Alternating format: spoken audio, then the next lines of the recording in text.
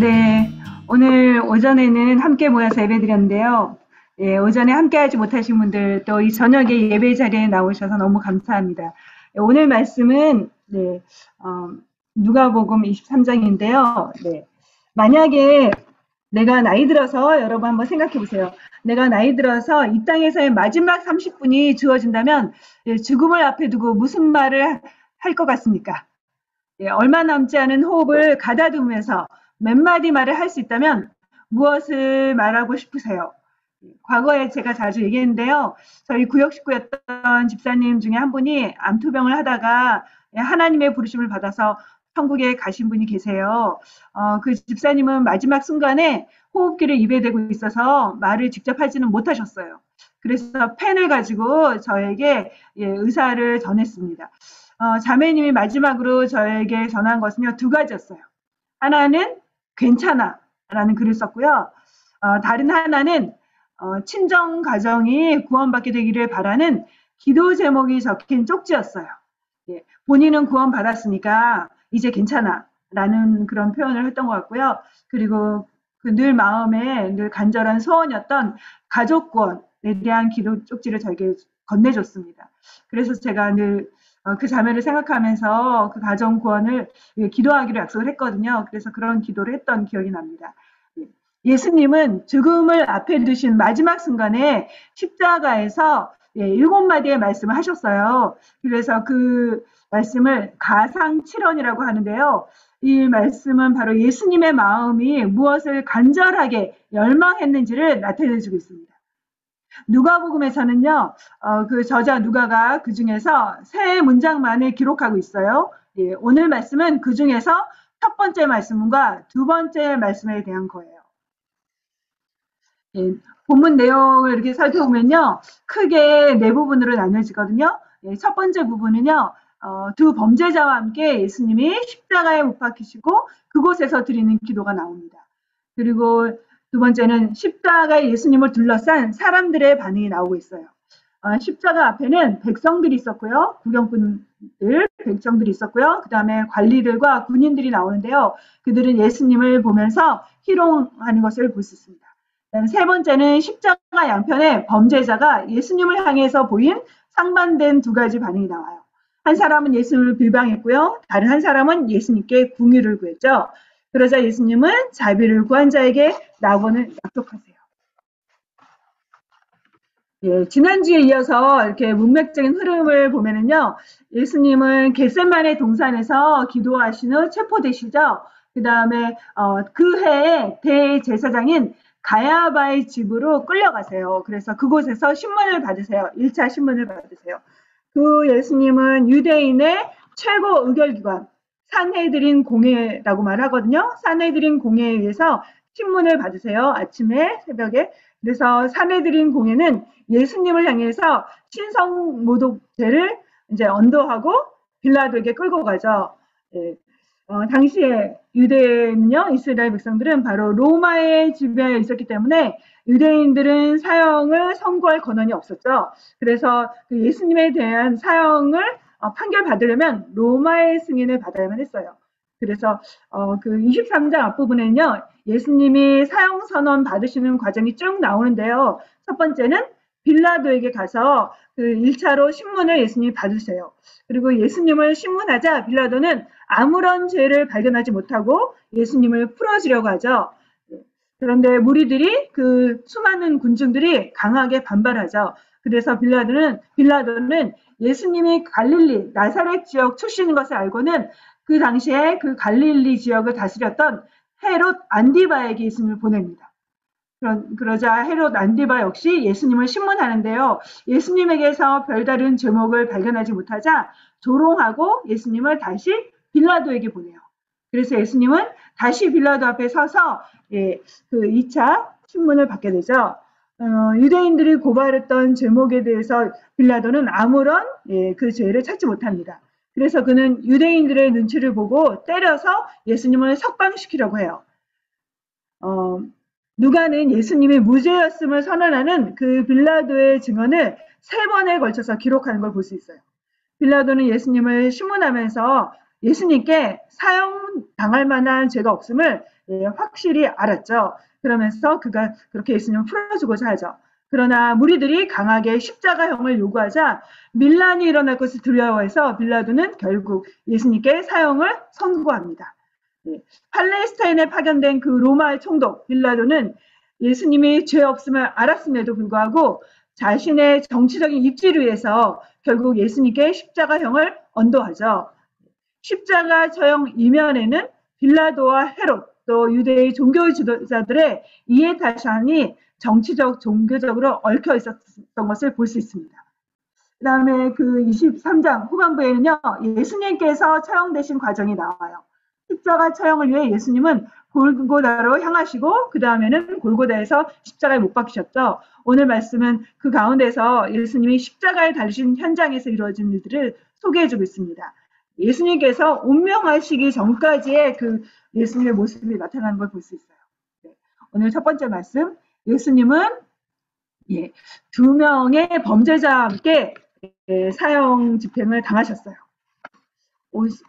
33절 말씀입니다. 같이 읽겠습니다. 해골이라 하는 곳에 이르러 거기서 예수를 십자가에 못 박고 두 행악자도 그렇게 하니 하나는 우편에 하나는 좌편에 있더라. 예수님이 처형되신 곳은요, 해골이란 이름의 지역이었어요. 우리는 예수님께서 십자가에서 죽으실 때 어디라고 기억을 하시죠, 보통?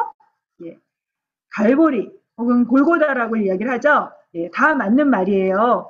이 지역에 대한 라틴어, 아람어 이름이 그렇게 골고다, 갈보리인데요. 그 아람어로는 골고다, 이제 골골타라는 단어인데요. 그 한국어로 외래어라서 표현을 골고다라고 했고요. 그 다음에 라틴어로는 칼바리온인데 갈보리라고 이렇게 한국어를 표현을 했어요. 그래서 누가는 특히 해골이라는 그런 표현을 썼는데요. 그 위에서 내려다보면 해골 모양으로 생겨서 해골이라는 그 이름을 가진 곳에서 예수님이 처형됐다고 기록한 것을 볼 수 있습니다.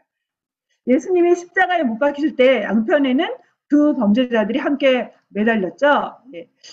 범죄자들 사이에 예수님을 끼워 넣어서 죄 없으신 예수님을 범죄자로 만들어버린 거죠.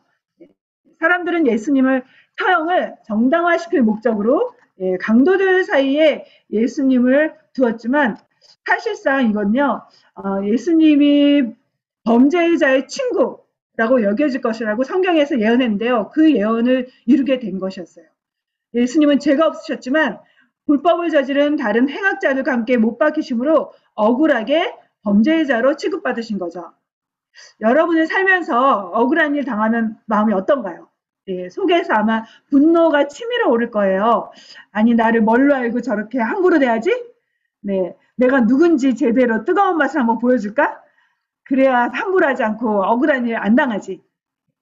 이 세상에 유일하게 죄가 없으신 예수님은요, 강도와 동급으로 여겨지면서 범죄자 취급을 받고 억울하게 사형 판결을 받으셨어요. 그러면서 십자가에 매달리고 기도하시죠. 34절 말씀입니다. 같이 읽겠습니다. 이에 예수께서 이르시되 아버지 저들을 사하여 주옵소서 자기들이 하는 것을 알지 못함이니이다 하시더라. 예수님은 피를 흘리시며 죽어가는 순간에도 기도하셨죠. 자신을 향해 채찍질하고 못을 박은 그 사람들을 위해서 기도하세요. 돌아보면 예수님의 삶은요, 기도로 이루어진 것을 볼 수 있어요. 예수님은 공생의 사역을 하면서 언제나 기도하곤 하셨죠. 기도의 습관을 가지시고 새벽에도 기도하셨고 또 때론 밤이 맞도록 기도하셨어요. 그리고 사역에 있어서 중대한 시점, 제자들을 선택하는 순간에서도 기도하셨죠. 물론 십자가를 지기 전에도 겟세마네 동산에서 간절히 기도하셨어요. 그렇게 기도로 살아오신 예수님은 십자가 위에서도 하나님께 기도하세요. 예수님은 어느 한 순간도 하나님과 대화를 멈추지 않으셨던 거죠. 고난의 한가운데서도 주님은 하나님께 그 눈이 향하셨고 하나님을 바라보신 거예요. 하나님을 향한 시선이 약화되지 않으신 거죠. 그리고 하나님을 향해서 입을 열어 간구하십니다. 저들의 죄를 용서해 주십시오. 저들은 자기가 하는 것이 어떤 죄인지도 알지 못한 죄를 짓고 있습니다. 무지한 저들의 죄를 용서해 주십시오. 예수님은 제자들에게 가르쳐 오신 기도대로 용서의 기도, 세상에서 가장 위대한 사랑의 기도를 십자가에서 친히 보여주고 계세요. 여기서 예수님이 사람들을 향해 용서의 기도를 드리신 때가 어떤 상황에서 드리신 기도인지 여러분 알고 계십니까?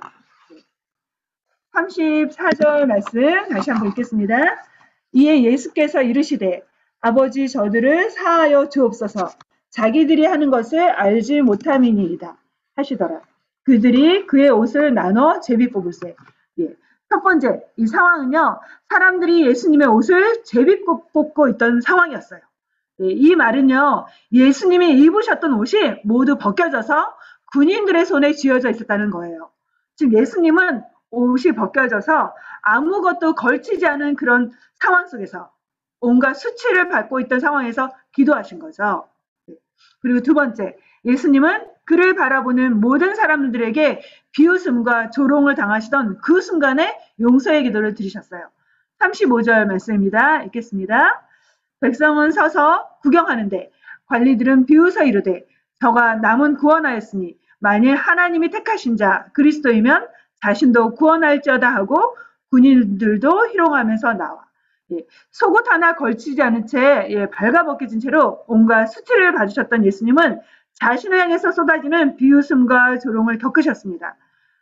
내가 진짜 메시아라면 너를 한번 구원해봐라. 내가 다른 사람을 고쳐주고 낫게 하지 않았느냐. 내가 말한 대로 정말 메시아라면 십자가에서 내려와서 너 자신을 구원해보지 그래. 메시아임을 입증해봐라. 이런 말로 십자가를 둘러싼 관리들과 군인들이 예수님을 손가락질하고 멸시하던 상황이었죠. 그런 가운데서 예수님은 용서의 기도를 드리셨습니다. 세 번째, 심지어 예수님은 옆에 못 박힌 강도조차 예수님을 비웃고 비방하던 순간에 기도하셨습니다. 39절 말씀입니다. 읽겠습니다. 행악자 중 하나는 비방하여 이르되 내가 그리스도가 아니냐 너와 우리를 구원하라 하되. 예수님 옆에 매달려 있던 한쪽의 강도는요, 예수님을 향해 말하죠. 내가 진짜 메시아라면 너와 우리 모두를 이 십자가에서 구원해봐. 이렇게 악을 저질렀던 강도조차 예수님을 모욕합니다. 예수님은 자신을 향해 쏟아지는 온갖 모욕과 수치, 비웃음, 조롱을 듣던 바로 그 순간에 자신에게 해를 입힌 가해자를 향해 기도하셨어요. 예수님이 드린 용서의 기도는요, 십자가의 본질을 드러낸 거예요. 그런데 십자가에서 이루신 용서는 기억하세요. 아무런 대가 없이 이루신 용서가 아니었습니다. 예수님이 피를 흘리시면서 이루신 용서였죠. 예수님의 십자가는요, 나의 죄, 또 우리의 죄, 더 나아가 인류의 죄를 용서하기 위해서 반드시 통과해야만 하는 속죄의 자리였어요. 구약 시대에는요, 죄 용서를 받으려면 해야 할 일이 있었죠. 어떻게 해야 죄 용서를 받을 수 있었나요? 잘 아시죠? 양이나 소, 염소 등의 제물을 가져와서 피를 흘려야지만 했죠. 죄를 지은 사람을 대신해서 죄 없는 짐승이 죽어야만 용서를 받을 수 있었어요. 그러기에 예수님이 드린 용서의 기도는요, 입으로만 했던 기도가 아니었어요. 죄값을 치르기 위해서 예수님이 피 흘리며 이루신 용서였죠. 우리는 때때로 용서하면 감정적으로 대하곤 해요. 그런데 성경이 말하는 용서는요, 감정이 아니에요. 주님은 용서를 이루기 위해서 자신의 몸이 찢기는 고통과 자신의 피가 흘리는 고통을 통해서 용서를 이루셨어요. 그것이 죄에 대한 용서를 이루는 방법입니다. 예, 그냥 입으로 용서했어 말한다고 죄가 해결되진 않아요. 용서를 이룰 수는 없습니다. 죄가 저절로 사라지거나 해결되는 그런 성질의 것이 아니기 때문이에요. 저희가 인간관계에서는요, 실수하거나 잘못을 범했을 때, 용서해줄게. 그렇게 해결될 수 있죠. 그러나 죄 문제는 그런 성질과는 달라요. 죄 문제는요, 법적으로 접근해야 됩니다. 죄를 해결하려면 죄책과 죄를 속하기 위한 해법, 즉 속죄가 요구되는 걸 볼 수 있어요. 그러면 죄책이란 무엇일까요? 예, 우리가 이 개념을 정확히 알아야 되는데요. 죄책이란요, 죄를 범한 사람이 죄로 인해서 결과들이 나오겠죠? 죄로 인해 생겨난 그 결과들에 대해 벌칙을 치르는, 형벌을 받는, 예를 들어 잘못을 하면은 벌금을 낸다거나 감옥에 간다는 그런 형벌, 벌칙을 치르는 책임과 의무가 이루어져야 한다는 그런 의미예요. 죄책. 만약 저희 아들이 뒷마당에서 야구를 하다가 공이 이웃집 창문을 깨뜨렸다고 생각해 보세요. 아들이 찾아가서 잘못했다고 용서를 빈다고 문제가 해결될까요? 반드시 유리창 값, 죄에 대한 값을 치러야지만 해결이 되죠. 용서를 받으려면 지은 죄의 결과인 유리창 값을 주어야만 됩니다. 죄의 결과에 대한 책임을 지는 것이 죄책이고 죄책을 져야지 용서를 받게 된다는 거죠. 마찬가지로 하나님께 죄 용서를 받으려면요. 반드시 죄값을 치러야만 해요. 죄 용서란 값을 치르지 않고 주어지는 것이 아닙니다. 죄는 반드시 처벌받아야만 해요. 그것이 공의죠. 공의란 죄에 대한 대가를 요구해요. 하나님은 공의로우시기 때문에 우리가 지은 죄를 눈감아주거나 묵인할 수가 없으세요. 그래서 우리는 우리 죄로 인해서 모두 죽어야만 했죠. 그러나 하나님은 우리를 지으신 창조주이시기에 죄 가운데서 우리가 죽는 걸 원치 않으셨어요. 우리를 향한 하나님의 사랑은 죄로부터 우리를 구원하기 원하셨고 그 계획은 바로 에덴 동산에서부터 시작됐죠. 하나님이 정하신 때에 하나님의 아들 예수님이 이 세상에 오셔서 인류의 죄를 해결하게 하나님 하셨어요. 예수님은 하나님의 유일하신 독생자 아들로서 이 땅에 죄 없이 사신 유일한 의인이셨죠. 그래서 인류의 죄를 대신해서 죄값을 치를 수 있으셨어요. 십자가는 인류의 죄를 대신해서 예수님이 죄값을 치러주신 장소예요.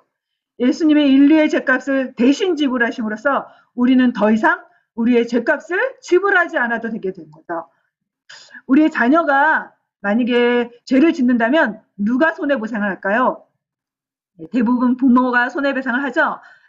그런 것처럼 하나님은, 창조주 하나님은 우리를 위해서 우리가 치러야 하는 죄로 인한 손해배상을 우리가 치를 수 없기 때문에 십자가에서 예수님을 통해서 치러주신 거죠.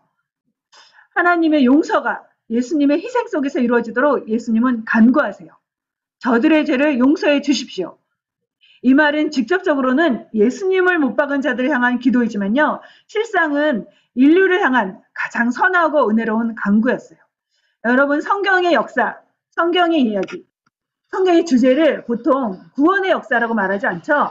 구속의 역사라고 말을 해요. 구속이란 단어는 어떤 의미인가요? 구원은 단지 건져줬다.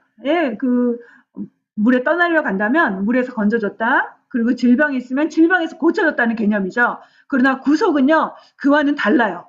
대가를 지불하고 우리를 건져줬다는 의미예요.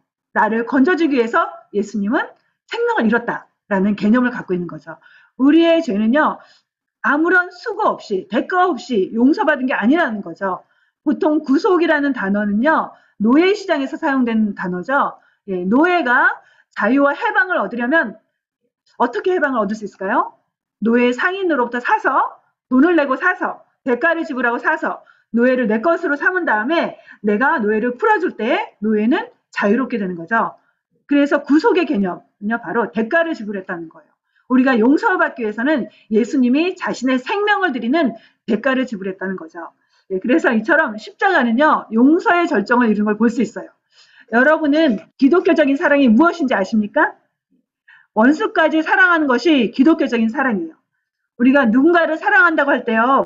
나를 사랑해주는 사람을 사랑하기는 매우 쉽죠. 네, 주희 집사님이 저를 사랑해주시면 저도 주희 집사님 사랑하기가 쉬워요. 또 때로는요. 여기 여성예배에 나온 분들 제가 모두 다 사랑하는 마음이 있거든요. 하나님이 주신 사랑이요. 대부분은요. 나에게 피해를 주지 않고 힘들게 하지 않은 사람은 그래도 사랑할 수 있어요. 그런데 나에게 피해를 주고 뒤에서 막 욕하고 그러면요. 저도 마음이 아프겠죠? 네, 상처를 준 사람을 사랑하는 것은 여러분 어떨 것 같으세요? 특히 내 아이를 괴롭힌 아이, 또 내 부모를 죽인 원수를 사랑할 수 있을까요? 네, 쉽지 않겠죠? 인간의 힘으로는 거의 불가능해요. 네, 사랑 중에서 가장 위대하고 고차원적인 사랑이 무엇일까요?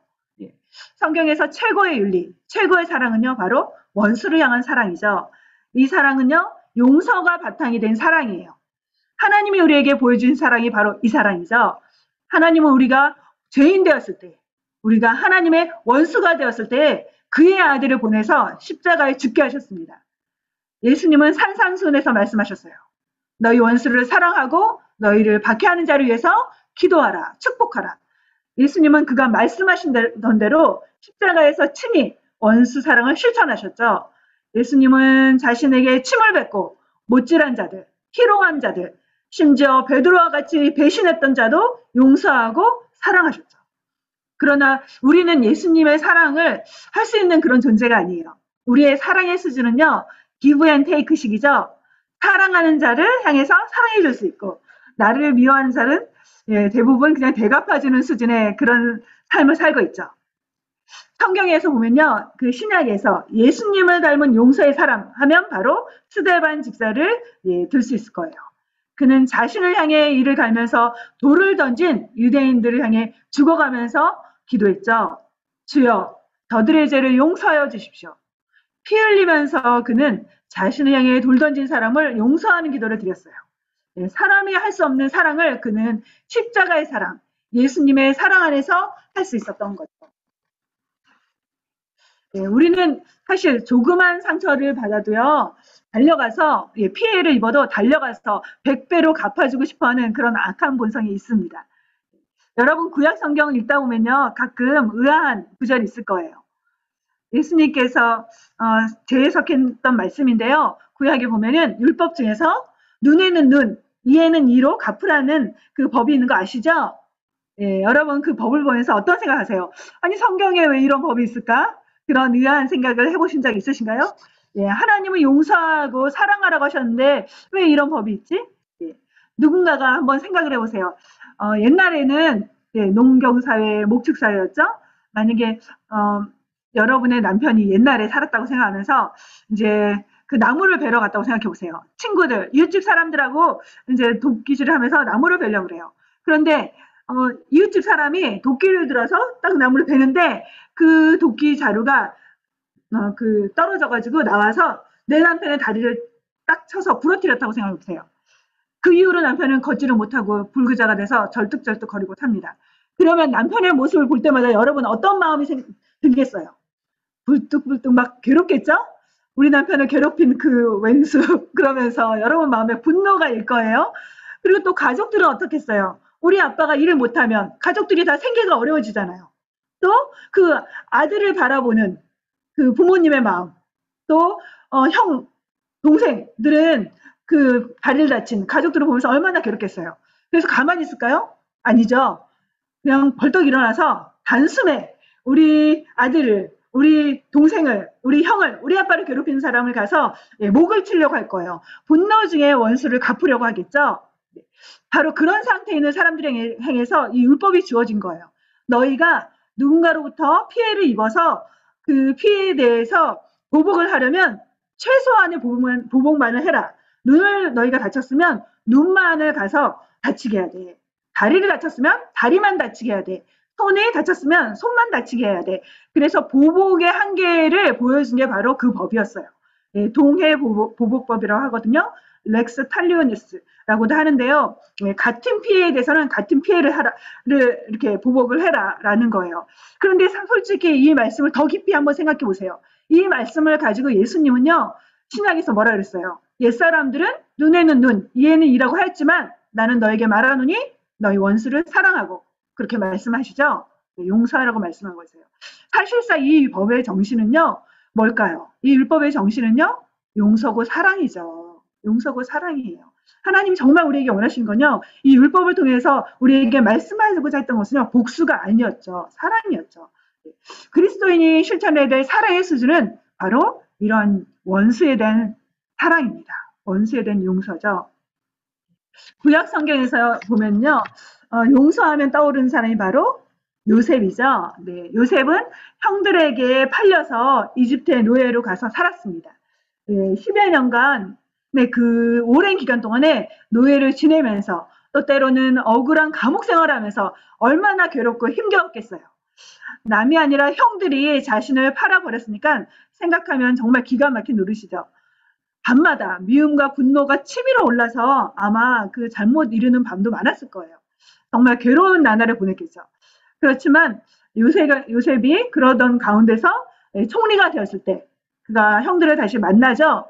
그 형들은 식량을 구하러 이집트에 찾아왔어요. 충분히 요셉은 이제 총리가 되었기 때문에 형들에게 원수를 갚을 수 있는 위치에 있었죠. 그러나 그는 형들에게 복수를 하지 않습니다. 그리고 오히려 말하죠. 이 모든 것은 하나님이 선을 이루기 위해서 하신 일입니다. 당신들은 나를 해하려 했지만 하나님은 이 모든 것을 통해서 선하신 뜻을 이루셨습니다. 이렇게 요셉은요, 마지막에 선한 마음으로 보복하고자 하는 것들을 이겨냈죠. 그는 보복이 아니라 용서를 택했어요. 그가 용서할 수 있었던 비결은 뭘까요? 네, 그는 하나님이 보시는 방식으로 하나님의 섭리 안에서 자신의 과거를 해석했기 때문에 가능한 거였죠. 형들이 나를 팔아넘긴 것이 아니라 하나님이 나를 이집트로 보내신 거야. 하나님이 계획을 갖고 이렇게 하셨어.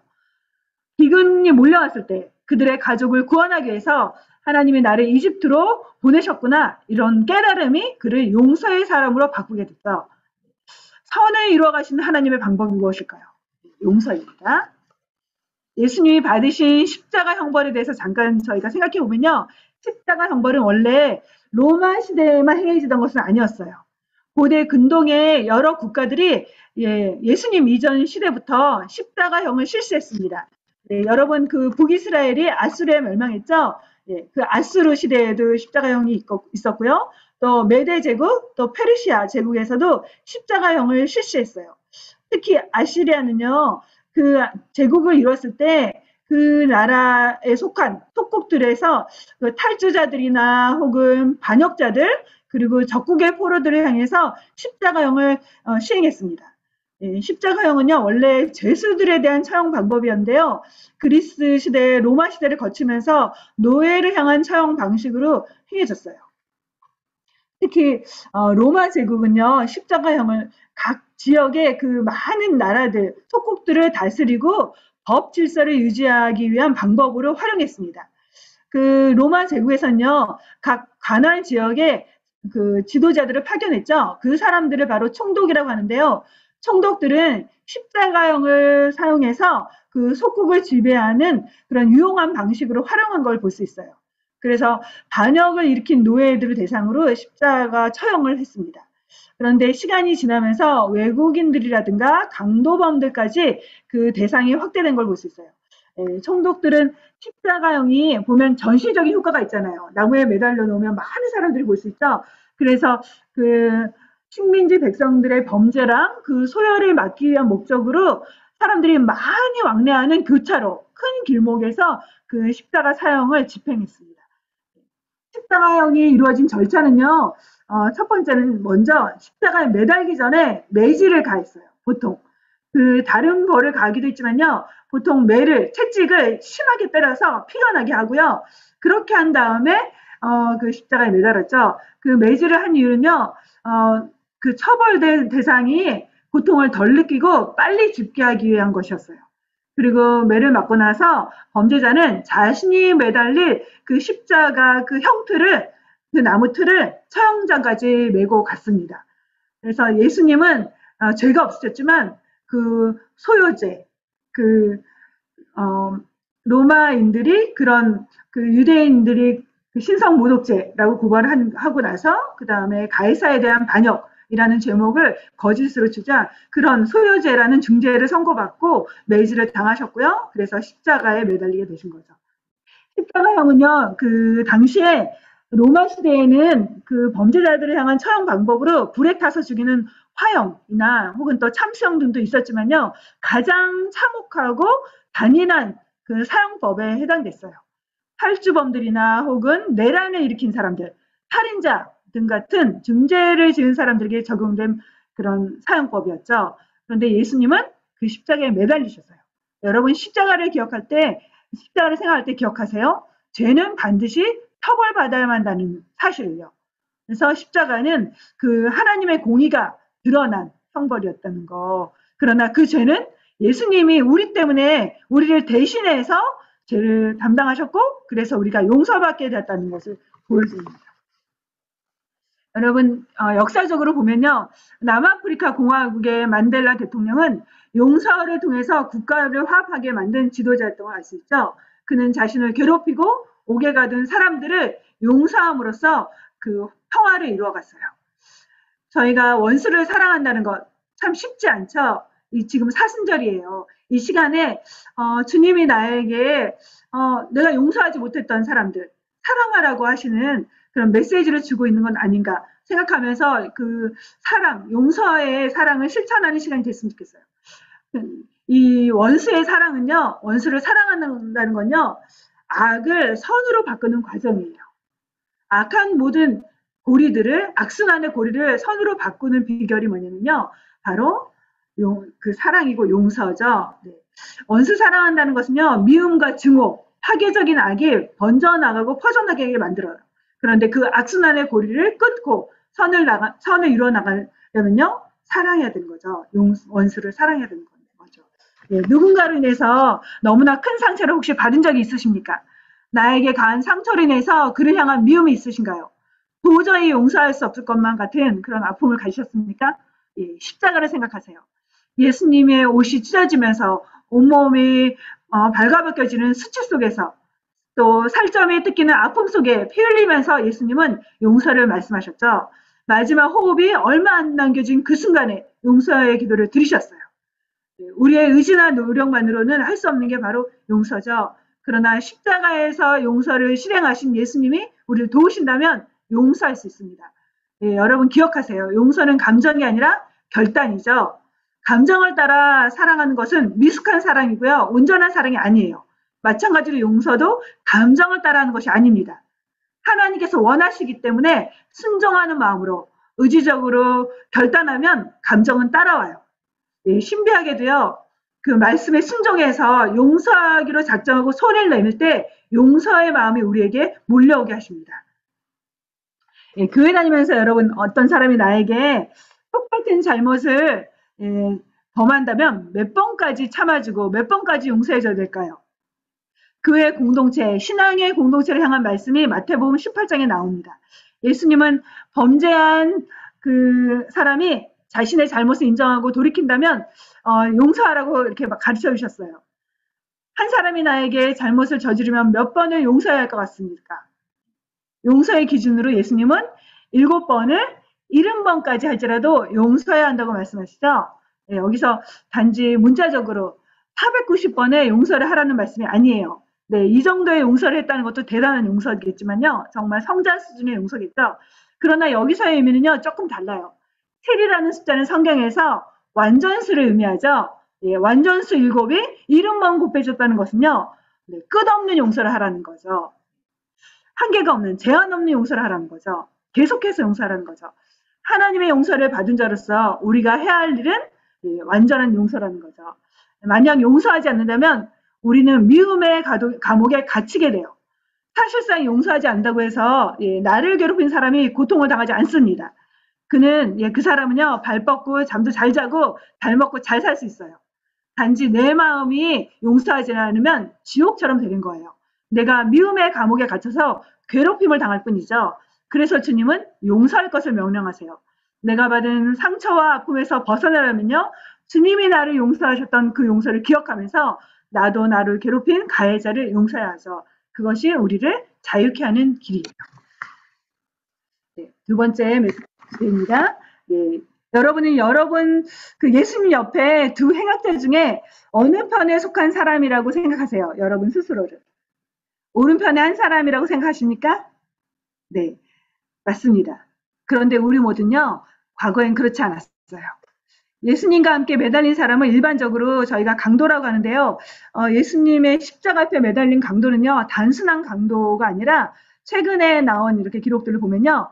조국의 독립을 위해서 수단과 방법을 가리지 않고 로마에 대항했던 그 당시에 극우 단체인 셀로 땅의 일원을 가리키는 것을 보기도 해요. 예, 로마인의 시각에서 보면요. 폭동을 일으키고 반역했기 때문에 중범죄자들을 처형하는 십자가형에 처하게 된 거죠. 그런데 그 중에 한 명이 예수님을 향해 말하죠. 네. 달린 행악자 중 하나는 비방하여 이르되 내가 그리스도가 아니냐 너와 우리를 구원하라 하되 예.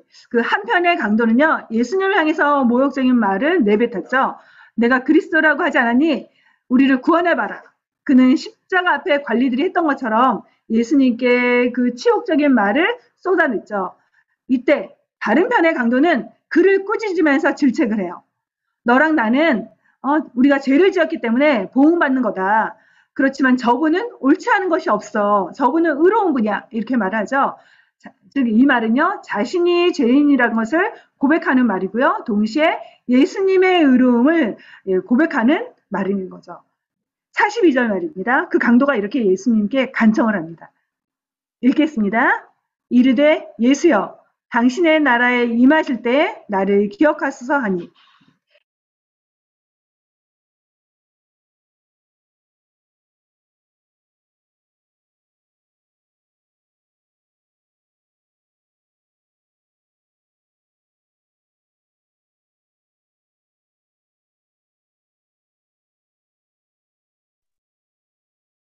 전도사님 말씀이 안 들려요.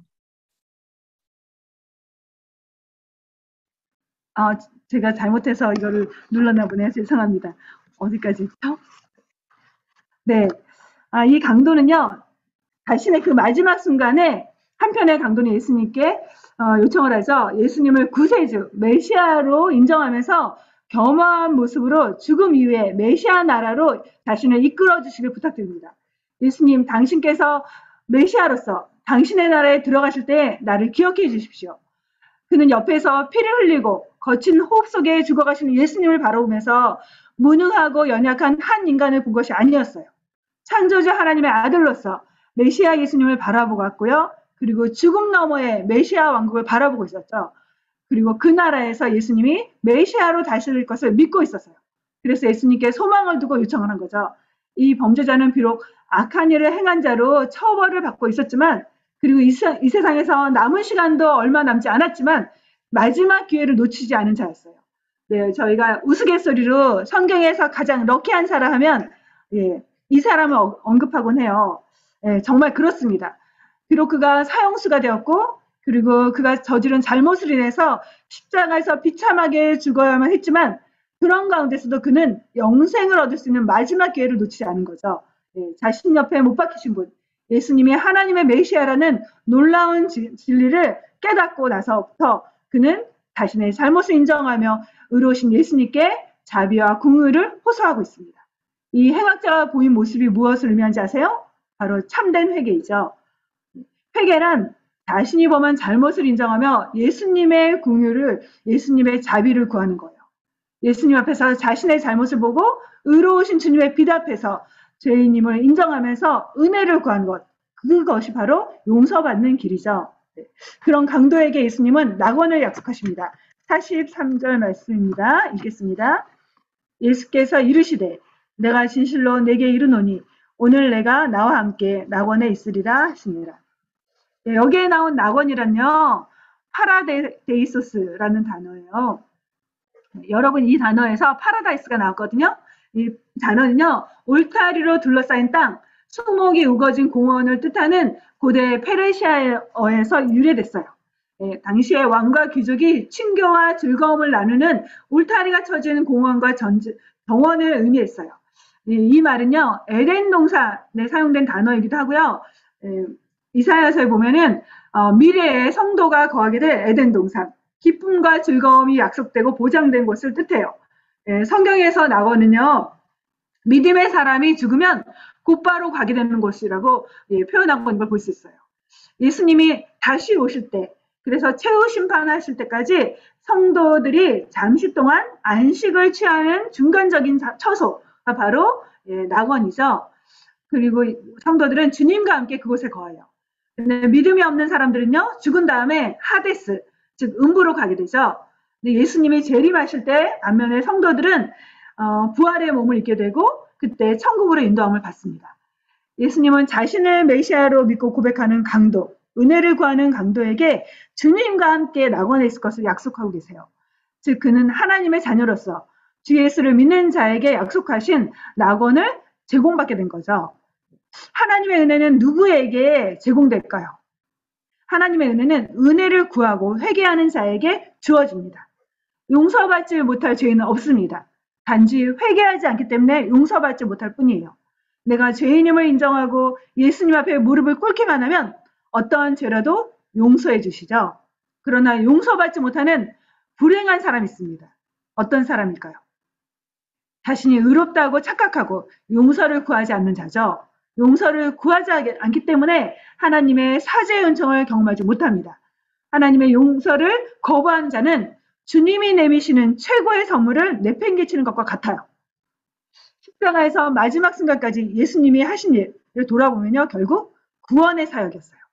주님은 십자가에서 아무런 희망이나 소망이 없던 이 범법자, 인간적으로 보면 용서받기 합당하지 않은 자일지라도 주님은 구원하시죠. 예수님이 이 땅에 오신 목적이 잃어버린 영혼을 구원하는 것이기 때문이에요. 예수님이 십자가를 지신 목적도 바로 죄 가운데 구르며 살던 잃어버린 영혼을 구원하기 위한 거였죠. 따라서 죽음의 문턱에서 악한 자일지라도 그 영혼을 포기하지 않으시고 예수님은 구원하세요. 이 세상에서 구원의 대상에서 제외될 사람이 있을까요? 아무도 없습니다. 주님 앞에 엎드리기만 하면 어떠한 악인이라 해도 주님은 용서해 주세요.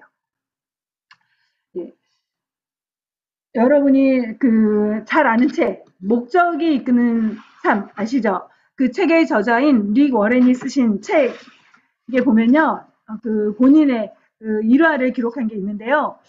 자신의 그 아버지에 대한 이야기를 책에 실었어요. 목사님이신 그 아버지가 임종시에 했던 말이 무엇인지 아십니까? 네, 마지막 순간에 했던 말. 정말 호흡도 잘하기 어려운 그 순간에 가느다란 목소리를 했던 말은요, 한 사람 더 라는 말이었대요. 한 사람 더, 한 사람 더. 이런 말씀하시면서 이 세상에서의 마지막 순간을 보내셨대요. 그 말은요, 마지막 힘을 다해 목사님께서 하신 말씀은요, 한 사람이라도 더 구원해야 된다. 한 사람이라도 더 구원해야 된다. 그 말을 그 아들에게 마지막 임종의 말로 남기셨다고 합니다. 그건 바로 십자가에서 예수님이 하시고자 했던 그 일하고 동일한 내용이죠. 십자가는요, 결국 영혼을 구원하는 결정이에요. 우리는 돌아보세요. 예수님은 그 고난, 극한 고난의 한가운데서도 잃어버린 한 영혼을 구원해 주셨던 그 사실을. 그렇다면 우리는 얼마나 영혼을 구원하기 위해 힘쓰고 있는가요? 이제껏 살면서 여러분 얼마나 많은 사람에게 예수님을 전했습니까? 여러분 때문에 예수님을 믿게 된 사람이 얼마나 됩니까?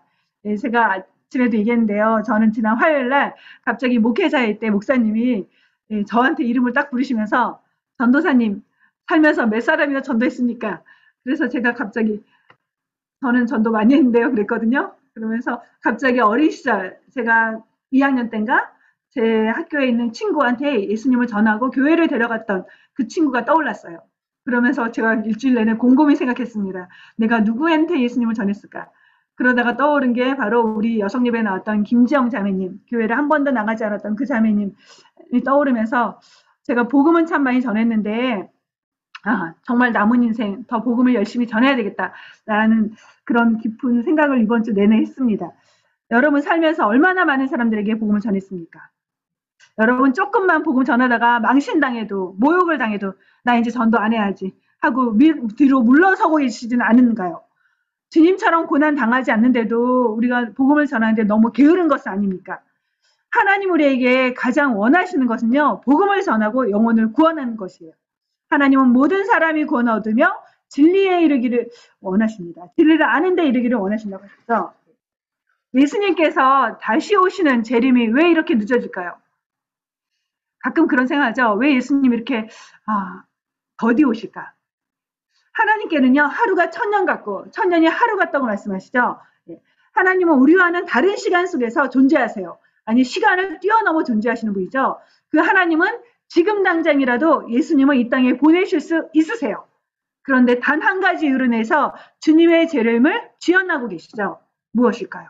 베드로후서 3장 말씀입니다. 같이 읽겠습니다. 주의 약속은 어떤 이들이 더디다고 생각하는 것 같이 더딘 것이 아니라 오직 주께서는 너희를 대하여 오래 참으사 아무도 멸망하지 않고 다 회개하기에 이르기를 원하십니다. 하나님은 단 한 명이라도 멸망치 않고 모두 다 구원하기를 원하시기 때문에 예수님의 재림을 지연하고 계신 거죠. 십자가 위에서 예수님이 하신 일은요, 기독교의 본질을 보여주는 거예요. 여러분, 기독교가 무엇이라고 생각하세요? 예수 믿고 이 세상에서 잘 되는 것이라고 생각하십니까? 우리 아이들이 성공하고 남편이 승진하고 내가 건강하고 부유하게 사는 것, 그게 기독교의 본질이라고 생각하세요? 그렇게 생각한다면 기독교의 본질을 제대로 이해하지 못한 거죠. 예수님의 희생을 통해서 죄 용서를 이루는 것, 영혼을 구원하는 것이 기독교의 본질이며 정수입니다. 출애굽기에 나오는 모세의 기도는 예수님의 모습을 보여주고 있어요. 광야에서 이스라엘 백성들은요, 우상 숭배하지 말라는 하나님의 명령을 들었죠. 시내산에서. 그런데도 너무나 쉽게 우상 숭배의 죄에 빠져들었습니다. 모세가 시내산에서 40주야를 보내면서 내려오지 않자 이스라엘 백성들이 무엇을 했나요? 아론에게 찾아가서 우리를 인도할 신을 만들어 달라고 요구하죠. 그러자 아론은 그들의 요구대로 금과 은을 부어가지고 새겨서 금송아지를 만듭니다. 그러면서 숭배하게 되죠. 그러자 하나님은 진노하셔서 이스라엘 백성을 멸하고 모세를 통해서 새로운 백성을 일으키겠다고 하셨어요. 이때 모세가 어떻게 행동했나요? 그는 생명을 걸고 하나님께 매달리죠. 주님, 어찌하여 이 백성을 광야에서 멸하려 하십니까? 어찌하여 당신의 백성을 이 광야에서 죽게 하시려고 하십니까? 이방인들은 여호와께서 능력이 없어 이 백성을 가나안 땅에서 죽게 하실 거라고 말하지 않겠습니까? 하면서 그가 간절하게 매달리죠. 그러면서 어떤 기도를 하나님은요. 내 이름이 하나님의 기록하신 책에서 지워질지라도 좋사오니 이 백성의 죄를 사하여 주옵소서. 그 말은 내가 하나님께 버림받아도 좋습니다. 내가 지옥에 가도 좋습니다. 생명책에서 내 이름이 지워져도 좋습니다. 이 백성을 멸하지 말아 주십시오. 그렇게 엎드리죠. 너무나 놀라운 기도가 아닙니까? 내가 버림받을지라도 내가 저주받을지라도 좋사오니 하나님의 백성만은 버리지 말아 주십시오. 이들을 구원하여 주십시오. 바로 사도 바울도 이런 기도를 드렸어요. 우리 민족 구원을 위해서 제가 하나님께 버림받고 하나님께로부터 떨어진다 할지라도 저주받을지라도 저는 간절히 원합니다. 우리 민족을 구원하여 주옵소서. 여러분 이런 기도를 드려보신 적이 있으십니까? 예수님께서는 내가 저들의 죄를 담당하겠습니다. 내가 저들을 위해 죽겠습니다. 저들의 죄를 용서해 주십시오. 사실은 예수님이 치른 죄값은요. 다른 누군가가 아니라 바로 나를 위해 치른 죄의 형벌이었고 나를 위한 희생이었습니다. 이제는 우리도 주님을 알지 못하는 자들, 주님을 거부하는 자들, 주님을 멀리하는 자들을 위해서 주님이 하셨던 것 같은 희생을 치르면서 십자가의 복음을 전해야 하지 않겠습니까? 결론입니다. 용서의 기도를 드리신 예수님, 단 한 영혼이라도 더 구원의 자리로 이끄시는 십자가상의 예수님의 모습은요. 모든 기독교인들이 따라가야 될 본입니다. 이제 잠시 나에게 상처를 준 그 누군가를 떠올려 봅시다. 그리고 용서하려고 해도 용서가 되지 않았던 그 누군가가 있다면 이 시간 예수님께서 드린 용서의 기도를 기억하면서 용서의 고백을 해보지 않으시겠습니까? 감정적일 필요는 없어요. 단지 예수님의 용서를 받은 자에게 저도 그를 용서하기 원합니다. 도와주십시오. 이렇게 고백하십시오. 그러면 주님께서 여러분을 도와주실 거예요. 그리고 용서의 손을 내밀 때 주님의 용서가 우리 가슴에 흐르게 되는 그런 은혜를 맛보게 될 것입니다. 두 번째, 우리는 얼마나 영혼을 구원하기 위해서 힘쓰고 있는가요? 예수님은 죽음을 마주한 순간에도 잃어버린 한 영혼을 구원하셨어요. 십자가의 은혜로 구원받은 우리가 마음과 힘을 다해서 힘써야 할 일이 있다면 무엇일까요? 바로 영혼 구원이죠. 주님이 우리에게 본을 보이셨던 것처럼 우리도 영혼 구원을 위해서 희생을 각오하고 우리 삶의 우선순위를 두면서 전도한 일을 행하기를 바랍니다. 그것이 하나님이 지금 이 순간 우리에게 호흡을 허락하시고 믿음을 허락하신 이유입니다. 같이 기도하겠습니다.